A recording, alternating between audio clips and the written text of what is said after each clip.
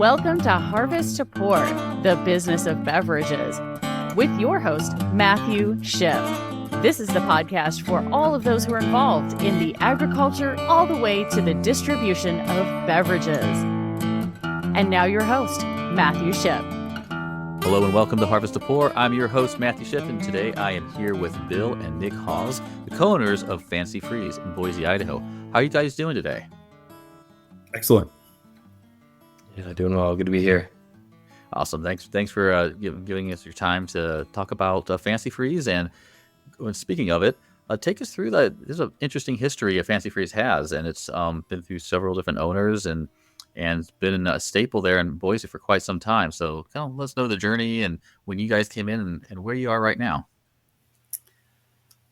Yeah, we became the owners in 2017. So as I understand it, because there's not a whole lot of history that's documented anywhere, but we are the sixth owners of Fanci Freez since 1947. And prior to that, we were franchises of five guys. But anyway, one of the things that drew us to it is that it is kind of this iconic place in Boise that people from even past generations, have talked about it, and kids say, well, my grandpa used to come here, or my grandpa's taken me here. And so it's kind of a favorite place to go for ice cream and shakes. And so there wasn't any food there until 70s. We actually met the owners that had it in the 70s.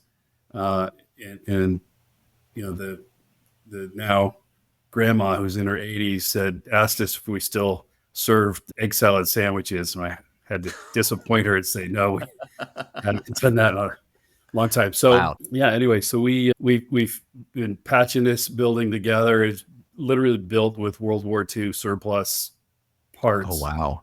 And like the old walk-in looked like a submarine door. And anyway, so we fixed stuff like that. But so that's just the nature of that business, that it's been there about 800 square feet.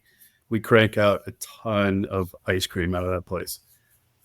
That's really cool. So this is still the original building, just kind of you're adding what needs to be replaced and putting it together, but it's still the same location. Are there any other locations besides this one main location, or? Yeah, there is. I built another one in 2018 in Meridian, Idaho, just about 10 miles away. And the thought of doing more, and then COVID hits, so that kind of changed things. Okay. So I was just going to ask, that's a great segue. What were some of the challenges you ran into when you came in as ownership in 2017? And, what are your more significant ones you've had to overcome? You want to take that, Nick? Yeah, I think COVID was kind of a unique thing. We were pretty nimble, luckily, with third-party delivery stuff and online ordering, that we were able to do okay through that. It was just kind of shutting down the lobby and then putting other kind of safety systems in place. But we've got a huge neon cone on the front of our building, both stores. So it's kind of hard. We feel the seasonality big time, and it's called Fanci Freez. We have the big ice cream cone. It's we have great food, but that's kind of the visual. So I think that's what people view us as. So we always fight the seasonality. That's kind of a constant thing. Yeah. What else? Do you have any, as far as like where the business model was when you came in, how much have you had to change it? Not much, really. We've taken off some things that made no sense. Like we had sriracha bites when I took over, and they weren't that great anyway, so we got rid of them. We pretty much are the standard kind of American diner fare. So it's burger shakes, and then finger steaks. That's an Idaho thing. It's deep fried steak, which is this terrific batter that we make by hand, and we sell a fair amount of those. But since we're known for our shakes, I mean, that's we when there's a contest for best frozen treat in Idaho or Boise, we usually place very high, and that's going against frozen yogurt or even hard scoop ice cream. But we win best shakes typically every time there's a shake category. And that's what we started to focus on more. So we've got 50 different flavors. You can mix and match them and that kind of thing. I don't know if you want me to jump on that now, but that's what we've really spent a lot of time focusing on. So you've noticed that the shakes is where you guys are finding most of your customer base are coming back again and again for. And so you've kind of grown that aspect up even more so than it was, or was it always kind of there? It's always been there. Nick had some stats on that are kind of fun to talk about. You want to mention those, Nick? Like how much shake mix? It was like 22,000 gallons of soft serve mix, which is bigger than a large swimming pool that we went through in 2023. Over 100 shakes sold. So we move a lot of product through, especially the Boise store. We're in 700 square feet. Really stay busy down there. Real small area and put on a lot of ice cream. And then you also have the kitchen, I guess, for the food as well, all within that 700 square feet. Yeah, it's a little Barbie kitchen. It's pretty small. That's cool. So now you've kind of been replacing parts to an old building. You've noticed that your shakes are the place to be, expanded that. I'm going to get into a little bit of this, but for Nick, you said, has anything like as far as like your being more effective and being more efficient behind the scenes, did you have to come into any of that and improve any of that? Yeah, so I'll kind of preface this by talking about a challenge we faced. You see behind me, this is a painting of the Boise store downtown. It's been there 76 years now. So our new store in Meridian, it was a big challenge kind of creating that. And we want to kind of pay homage to the old store in Boise, but we felt it would be kind of unauthentic to copy that and try to make it a retro feel at the Meridian store. So kind of had to recreate the wheel a little bit. It's a lot bigger. It has a lobby. A lot of things are different about it. So when I started working, I jumped in maybe, what was it, 6 years ago now. The shakes area in the Meridian store was just a madhouse. We get slammed with in the summertime where the shake spot. So we get just tons of traffic coming through. And one challenge we had was, how are we going to tackle the milkshake area? So we used to have as many as 7 or 8 employees just bumping into each other in this milkshake corner and kind of taking one ticket, a couple of shakes for one ticket, and running them through the whole system. And it was kind of a madhouse. So that's one thing we've kind of streamlined. And now it's essentially an assembly line. We've got no more than 3 people over there. We have a cup guy, a mix guy, and a shake expo guy who gets them out. Okay. So did you help in designing of that, or how'd you go about taking a look at the foot traffic of your staff and the problems that were there? What were your first steps? Did you analyze this on your own? Did you bring your team? How did you go about creating a solution to this challenge? Yeah, Bill and I just observed. We just looked at the kind of the life of a milkshake in our milkshake corner there. It's really we fill it with ice cream, we fill it with toppings, we fill it with some more ice cream, and then we go mix it, and then it's ready to go out to either the drive-through or the lobby there. So just observing that and seeing the chaos that it was, if everyone kind of bumping into all that traffic, kind of realized a more effective way. Okay. And part of that was the Boston shake, Nick. That's kind of an important thing. So Boston shake is basically a milkshake with an ice cream sundae on top of it. And we would love to claim we invented that. We didn't. It exists elsewhere in the country, but very few places do it in the old school way anyway. So that presented its own challenge because the cone machine that we would make the sundaes with was on the opposite side of the store. And that was my fault. I screwed that up in the design. So what we did was we added another small tailor equipment machine in the corner that we could pull the sundae piece on it to put on those shakes too. So Nick said that was, the better solution. I'd love to claim that idea as my own. I think that was Nick's. So anyway, that made a world of difference. Again, fewer steps to the drive-through from that area as well. So the key was fewer steps. Did you kind of create stations for your staff that they could rotate in and out, or so they didn't move as much? Or how did the foot traffic? It sounds like it was like almost a traffic jam within the store as you're trying to serve your clients. Yeah, we had So like I said, we have kind of no more than 3 people in the shakes corner now. So trying to explain it, we just don't want to kind of leapfrog people. So the cup guy who's looking at tickets coming in and labeling cups or toppings and filling the toppings in the cups, we don't want anybody kind of leapfrogging him and helping with cups. We'd rather have people help laterally, kind of, the shake label guy can help the shake mixer, and the shake mixer can help with expo, but we don't want to kind of leapfrog and mess up people's flow. So yeah, we get in a system and we can really do as many shakes as come through if we just have 3 people who are really dialed in and really buckle down on their stations. All right.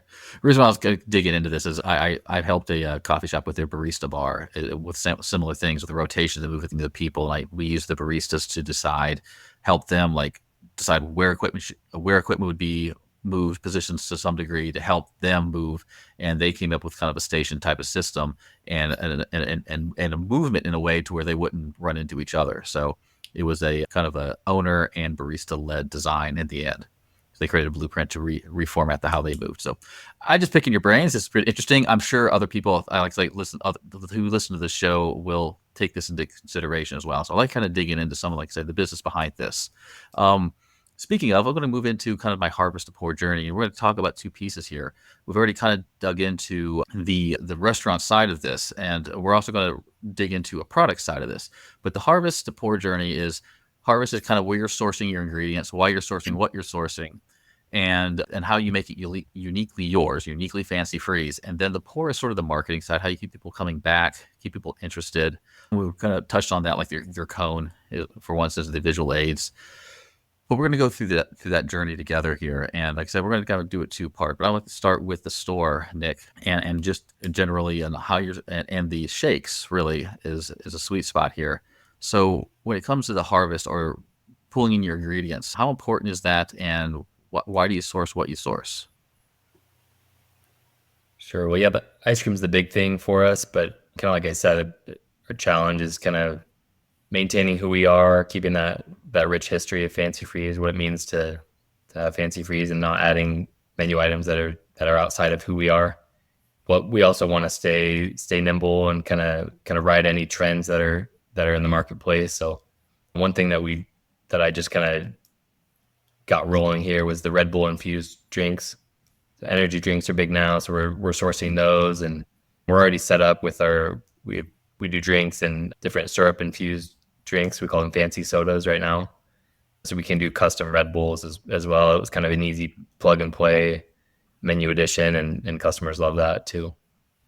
So what is your tell right now to these are the products that are being desired, like your Red Bull, and you said that's what's coming up right now. What made you decide this is what we need to create to fill that particular niche, that particular product gap?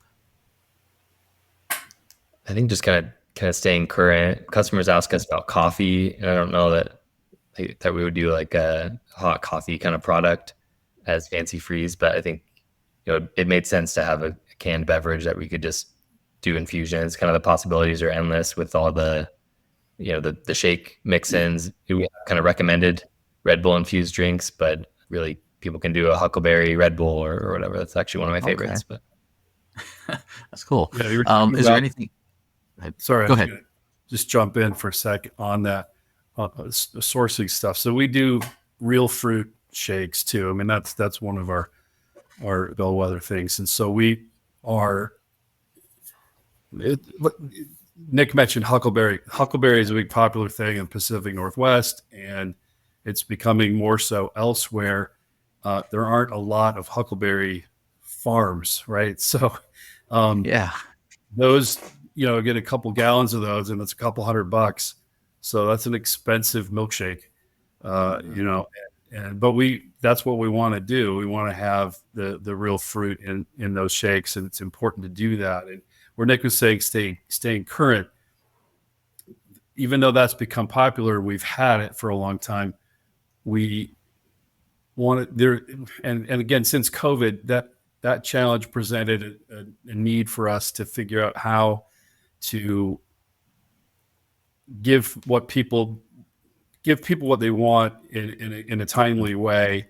And the new things that popped up during COVID were like, gosh, I want something that's quick and easy, that people recognize the Red Bull thing. The younger generation typically is what is driving that stuff, right? So you get enough requests for something like that. And then we're like, well, how can we add ice cream to a Red Bull? And one of the things Nick mentioned was a spin. I don't know if it's appropriate to jump into that now, but that's basically carbonated milkshake. And we've been doing those for years, but we can now, do one with a Red Bull. It's not to my taste, but it's kind of fun to do that. We could explain more about how those are made. No, feel free to talk about any of your beverages, because I'm really kind of curious about like where you're leveraging, like this is going to work, or when do you test this out? Maybe you have a wide berth. Does decision making for the client, for the customer, can tend to overwhelm them, and how do you bring that back so you can still have this great selection and see what's selling and see what's not? Yeah, well, especially at our Boise store, we have this north end of Boise little neighborhood community that is big. I know if enough people mention something, like we really consider bringing things back or making adjustments. So a spin is a root beer float just blended together, if you think about it that way. And we can do it with Sprite and some orange syrup to make an orange spin, or lemon lime spin, Dr. Pepper spin. Yeah, probably Bill's winner there. That sounds like a good one. I mean, we have ice cream cones, sundaes, milkshakes, floats and spins, and then our new thing is Dole Whip soft serve. It's a Dole soft serve, I guess is what it's called. So we're bringing those in, and then kind of, again, the possibilities are endless of what could we do with that? Could we blend it with Sprite, and how would that taste? Is that comparable to a smoothie? Is it better? Yeah. Is it worse? Kind of like your lab approach. Yeah. So you kind of get so do you kind of have a day that you meet, you and the two of you meet, or do you meet with some other people as well to kind of start determining, hey, let's try this, let's try that? Or is it something that your staff will just say, hey, I got time, let me try something different, and then it turns into something really cool? I don't know, how do you guys come up with some of your concepts? Yeah, I'm really a list oriented guy. So while I'm in the store almost every day. So I have this notepad that I'm just always writing notes on, and when that list gets big enough, or we get together with Bill, and Natalia's our GM, is very talented and very in touch with how the rubber meets the road there of the operations to get things put out. So yeah, we meet regularly to talk about those ideas and mostly shoot holes in them and shoot them down. But yeah, every once in a while one comes through. Oh, great! You have a great filter system for, like, you want fewer to come through, because those are going to be your earners, versus just trying everything and seeing what sticks. I like that. Okay, great. So, and then finally, just for the store side, the pour, getting people to come in. You've got the big cone. Apparently it's synonymous with Fanci Freez. I'm sure both stores have them. And what is it? I know a lot of people, word of mouth is a big deal, especially in like you said, where the original Fanci Freez is, and what the customers coming back.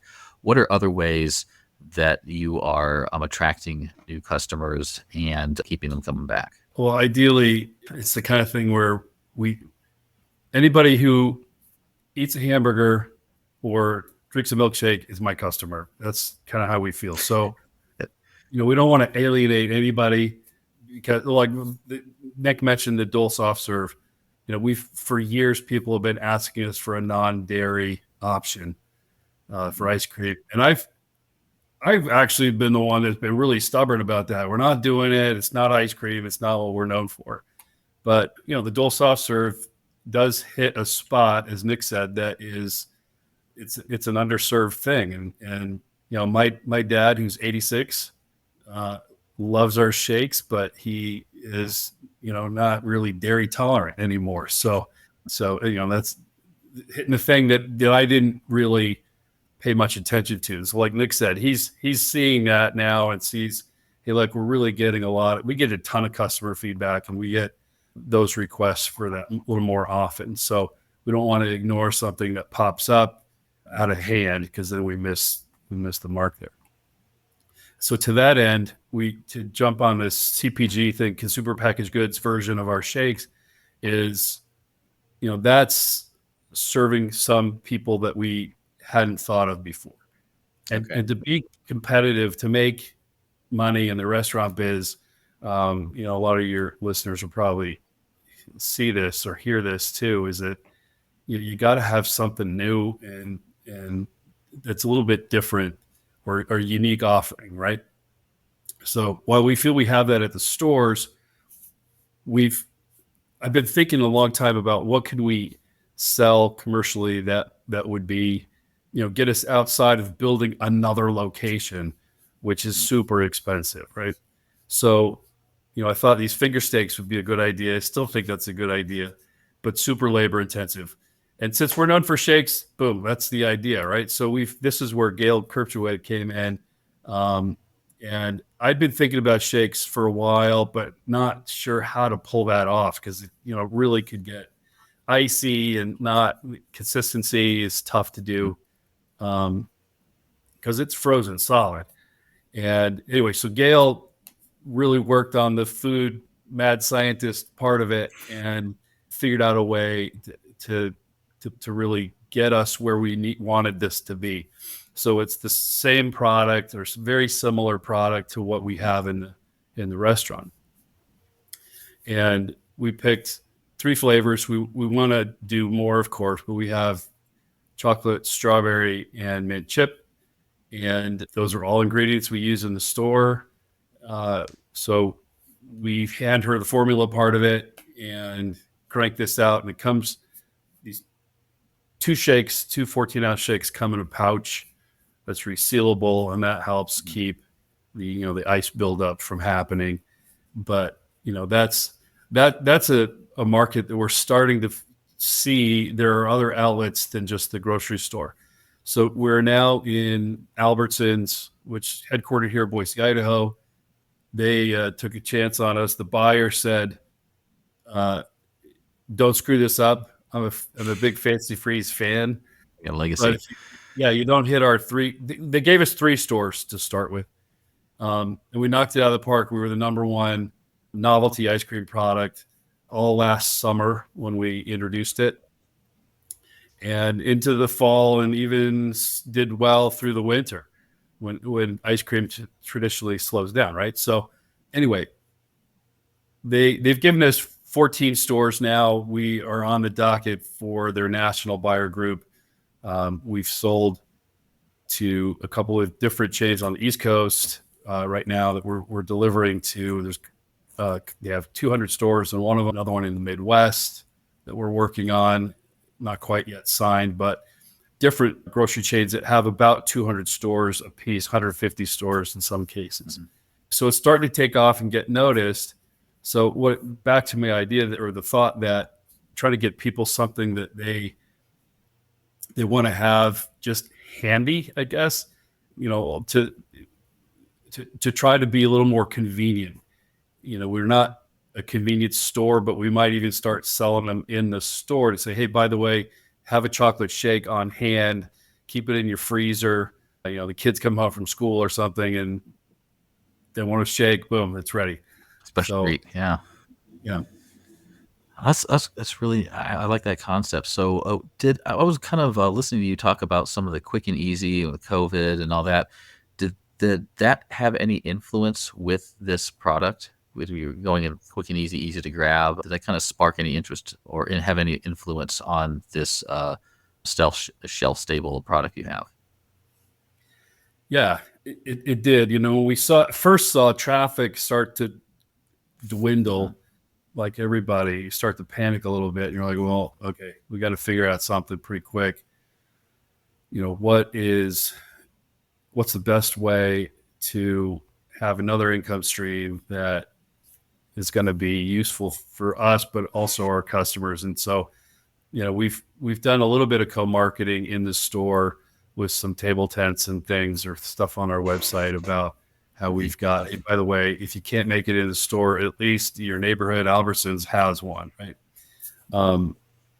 So if you're jonesing for a late night shake, we can still get one. And so that goes to the convenience part of it. But I don't know if I'm answering your question. I think we do feel like to be able to grow, this is the kind of avenue that we feel we have to be in. There's so much competition, right? I mean, gosh, I don't know how many. Boise's a growing market anyway, has been for a while. In terms of people moving here from elsewhere, and I hate to even mention their name. In-N-Out Burger shows up in Boise. It's their first store ever. They opened, I don't know how many months ago, but so all the Californians that moved here are super excited. And I'm like, I don't get it, but okay. So, I don't want to talk ill of other people's stuff, but I think we still have the best milkshakes. And it's hard to you get drowned out, really, because they're the big dog, and they can sell 1 million hamburgers in a short amount of time, and we want to be able to compete on a different front. Okay, to stay so increasing your verticals. Californians are our customers too, and they love Fanci Freez too. Yeah. Oh, I'm getting hungry sitting here talking to you guys. I'm like, oh man, it's lunchtime. I'm hurting right now. So take us a step back. When you started with the CPG, we're talking about Pivot North, of course. They were on my show earlier. You can listen to them. Let's find out more what Gale does. But take me through that kind of journey, just a little bit of like you had this concept, gave her the recipe, and then they ran into the challenge of how to keep a shake in a freezer drawer at the grocery store. Well, I will share this. Gail showed up just at the exact right time for us. Her father was in the VA, right? And the thing that he wanted most was Fanci Freez milkshakes. So she would come get them, and it almost, I don't know if it was every day, but frequently enough before he passed away. And so, she had an emotional connection to it, like a lot of people do, when grandpas bring their grandkids to our store, that bonding kind of thing. So we wanted to make sure that part, like Nick has said, is there. So anyway, so she was invested. I'll say, we love Gail. She's got tons of talent and covers this market, a CPG thing, like I would never be able to. So that's been kind of at least the impetus for chasing this idea and how it's going to work. So we were very quickly did some in-store tests and figured out this, the pouch thing is the key to this. We have a patent on the pouch, which is important because it is a unique way to sell a milkshake. And so anyway, I think, unless there's another part of your question, did I answer your question? I think you're going, just take the journey. You're having this. How was it going through this journey, and where do this is probably the first time this is the first time you've done something like this, taking something from your menu to the market, as she says. And just more on how that journey was. So far you've taken this, you've done some tests, they helped you develop this unique system to keep now, is that what it does? It just keeps the shake more fluid, so it's not as hard as a rock when you get it. Well, it is frozen solid, and it's the air barrier is the key to it, right? So it's that extra layer, even though it's sealed, has a plastic seal and then a lid on the cup. In that pouch, that's what helps keep it from really building up too much ice. And then it comes out of the pouch. If you only want one of the two, fine. You can reseal it, put the other one away in the freezer. But you microwave it, stir it up. A straw comes in the pouch, and 30 seconds, and keep having to monkey with it a little bit, because especially in the microwave, right? So it doesn't always get the entire thing all from top to bottom. But it's a pretty much ready to go type of thing. You can leave it out on the counter. That takes, as far as I'm concerned, a little too long. It's about half an hour sometimes. Oh wow! Depends on the temperature of your room, but that there is that option. So that's where we're thinking about, maybe there's another market for this kind of thing, for different mix-ins, for example, that like cookie places or something. So then you have this system established. I'm sure you've done plenty of customer testing with this to see the responses, and then you finally had to find a way to make it, let's say, eyeball appealing to a grocery shelf. And take us through that part of the story. Well, we needed to stay, as also Nick said, we want to be true to the concept and but update it. And so this new logo was designed by Adam Feller, who you've had on your show. And Adam is a great listener. I think he could see that we really wanted an evolution, not a revolution of our branding. And so we have just the updated ribbon logo really hits the mark. We lose the ice cream cone because it really isn't about ice cream cones. It's about milkshakes. So again, that was part of it. And then the packaging that he did is, I think it's a modern take. It's got a little bit of hints here and there on the with the checkerboard thing on the side panels and that kind of thing. But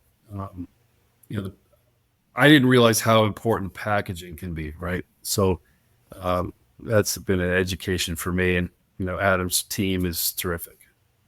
Okay, perfect. So you've taken through all the pieces, and now you have the. I guess what is it? Was it a unique approach for you or experience when typically you're a B2C?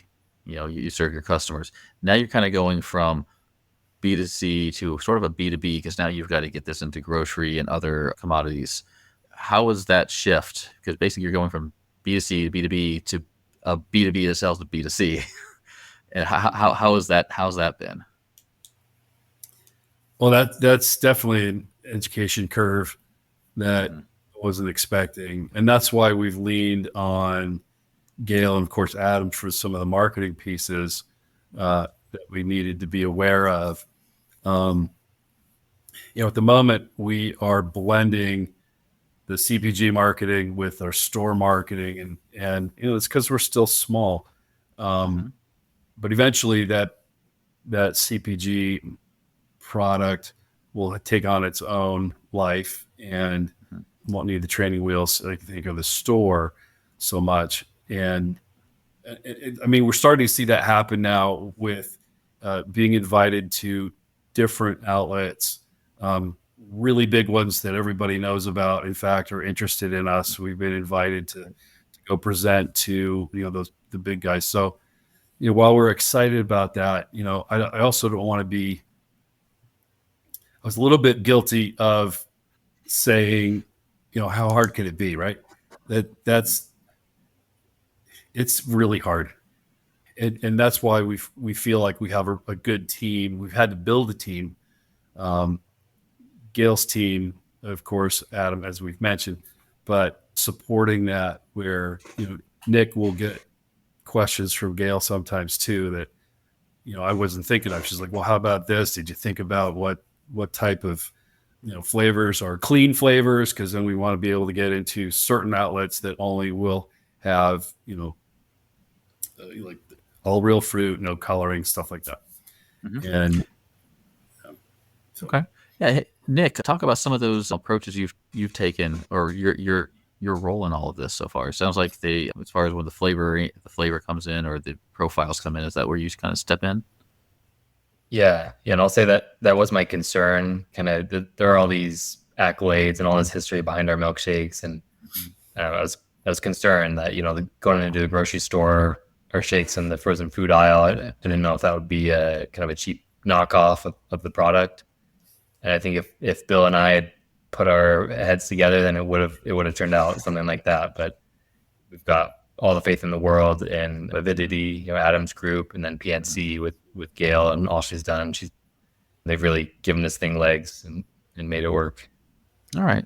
So, and then so are you kind of probably key in that working back and forth with the Pivot North as far as the flavor profiles, getting that right, making sure that was right? I know you say your concerns. I want you to kind of go more into the concern you had about what might not make it uniquely a Fanci Freez and how you kind of got over that bridge. Yeah. I kind of am maybe more of a bridge between the two brands, and initially it kind of felt like it was two separate things. But yeah, now I can gladly say that the final product is really the same. I mean, the mint chocolate chip shake, you try it in the store, is my favorite one of the CPG products and tastes just like what we put out in the store. I thought there's no way that a frozen, it's sitting in the freezer for a couple weeks or whatever. Like I didn't think it would turn out the same, but luckily it has. So yeah, I've been just kind of different touch points along the way, making sure that the quality's the same. I drink a lot of milkshakes, so and to kind of compare. Perfect. Well, and to add to that, sorry, Nick, you're good. There you go. To add to that, Gail had mentioned that for the manufacturing side, that there's a way to tweak our soft serve mix to be able to get it in a bulk delivery method, because otherwise we were getting, gallon jugs and pouring. Can you imagine? I mean, one at a time. how Oh my many gosh. of those would take to dump into, a large processing or set of equipment. So anyway, Gail's like, look, we need this in bulk, and here's a way to do it.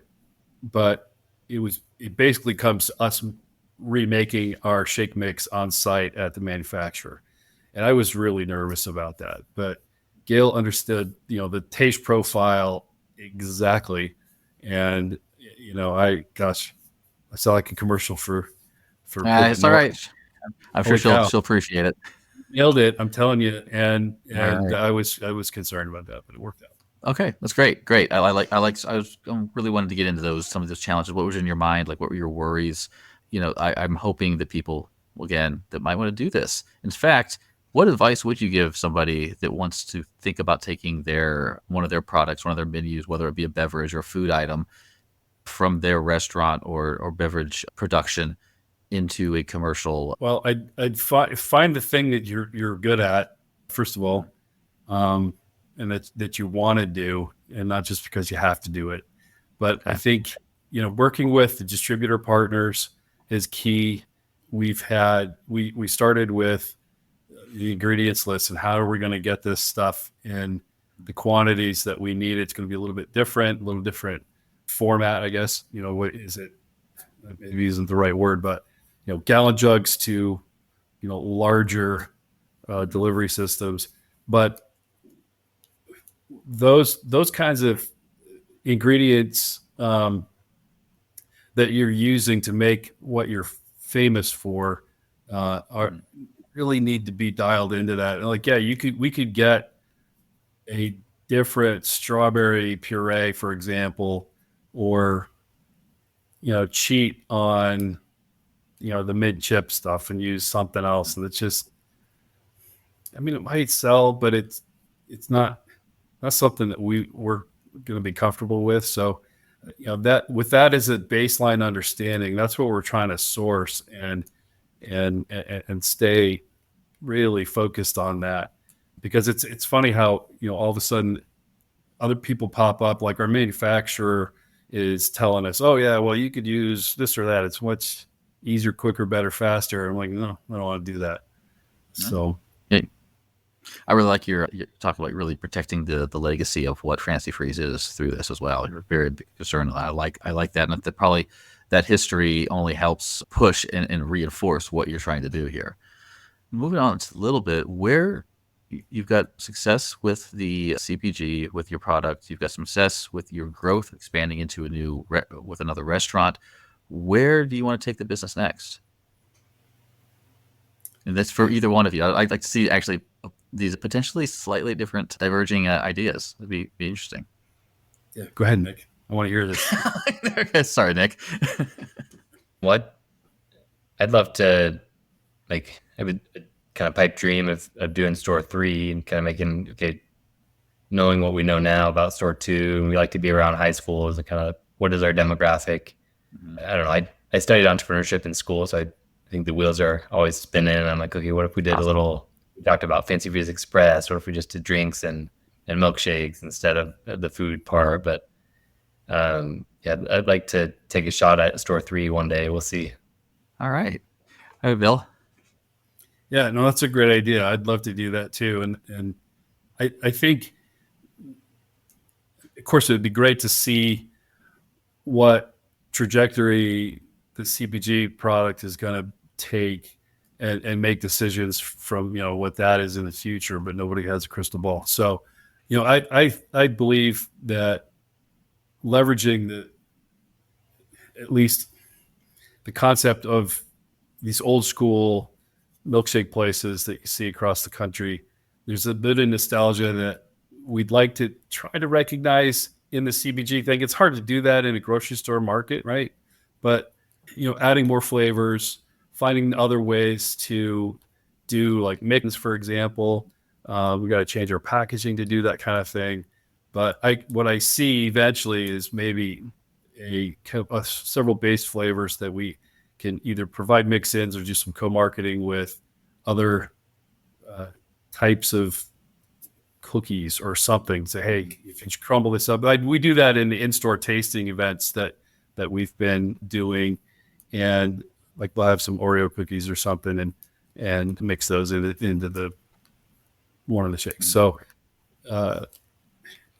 it's still really so fresh that I'm so hyper focused on this current CPG stuff. It's hard for me to really extrapolate too much. That's fine. To really get some traction. In order to get these couple of points we talked about, and they are future out, what is your biggest open challenge right now that you'd have to overcome to start realizing these?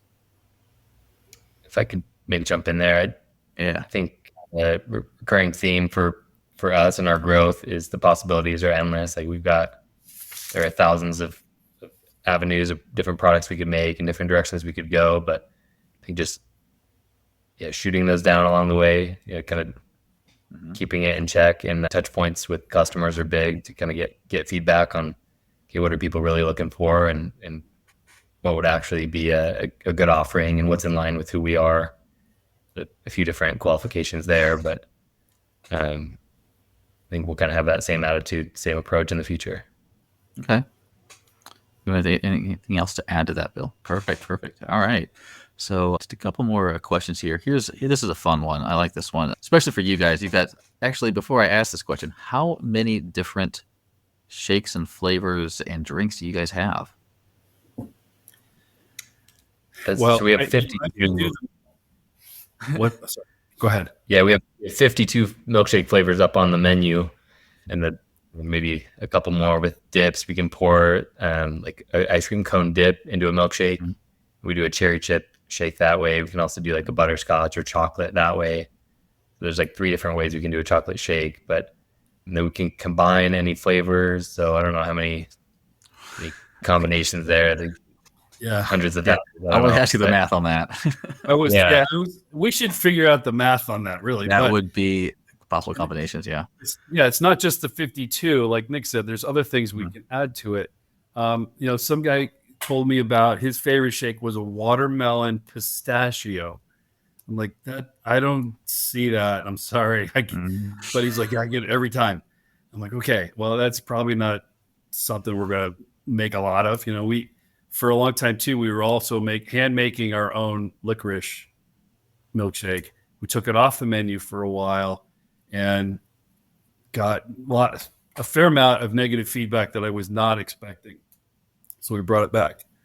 It's kind of amazing to see what people come up with, which we love that, right? Because we want people to know that, hey, if I want some kind of crazy milkshake, I can get it there. All right, so that's what I got to ask. That's why I wanted to preface this. What is your guys' favorite shake? I love a Boston shake. Bill kind of talked about that. So it's a milkshake on the bottom, ice cream sundae up top.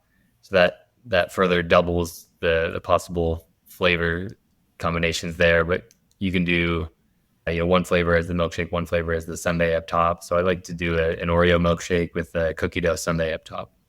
Oh wow, that's how tall is that shake? We do a 16 and 24 ounce now, but it has a dome lid on top to keep it all contained. Wow, that's impressive. Yeah. So Bill, what's your favorite?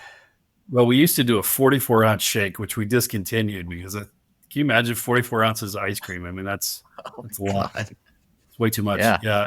So mine is a Butterfinger milkshake, actually. Ooh. But real close with that is that Dr. Pepper spin.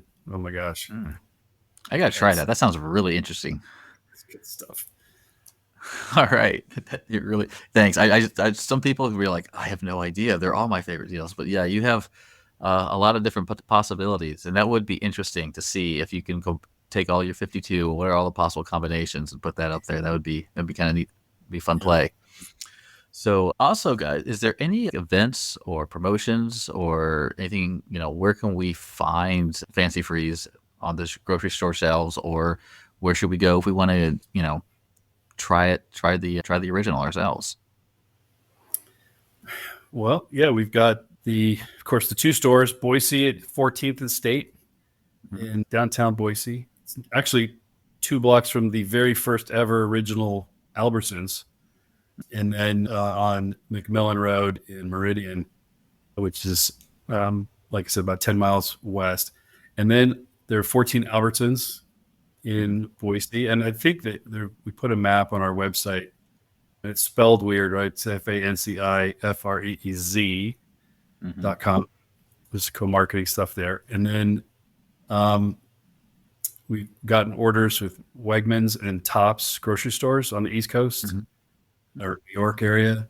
And the other ones, I wish I could tell you, they're not quite done just yet, but St. Louis, Illinois, up through Wisconsin, that's where we're headed next.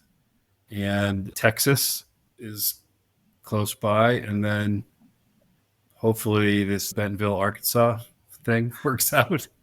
So that, and then Pacific West with another big outlet. So anyway. That's great. So pretty soon you're gonna be able to find it a lot of places. I look forward to it coming to us to St. Louis, and also you might be on those. What was it called? Do they call those steak fingers? What was that called again? Finger steaks. Yeah, finger steaks. I mean, we have fried ravioli here. Why not? Let's do it. Just finger steaks, fried ravioli, and Fanci Freez shakes. I like this idea. So yeah.